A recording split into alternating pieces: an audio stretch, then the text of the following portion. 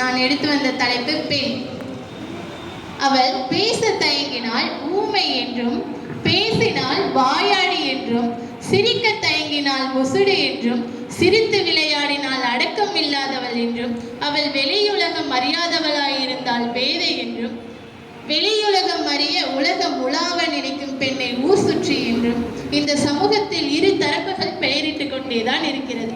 இந்த இரு தரப்புகளுக்கும் நடக்கும் பெயர் சூட்டும் போட்டியில் பெண் என்னும் தலைப்பு கொடுத்த மகான் யாரோ?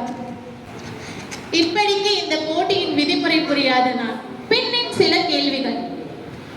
முதலாக பெண்ணை வர்ணிக்க தேர்ந்தெடுத்த வார்த்தை எது? பெண்ணின் கூந்தலுக்கு முதலில் சூடப்பட்ட பூ எது? பெண் முதலில் எதற்காக ஆடைக்குள் தன்னை மறைத்துக் கொண்டார்?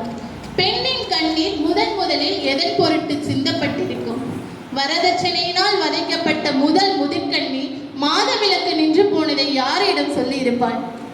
தாய்ப்பாலுக்கு பதில் கள்ளிப்பால் ஊட்டப்பட்ட முதல் பெண் சிசு எது?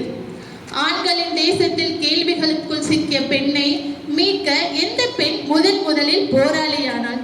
அவளின் கடைசி வாரிசிடம் கொடுத்து கிழித்தெறிய சொல்லுங்கள் இக்கவிதை. நன்றி.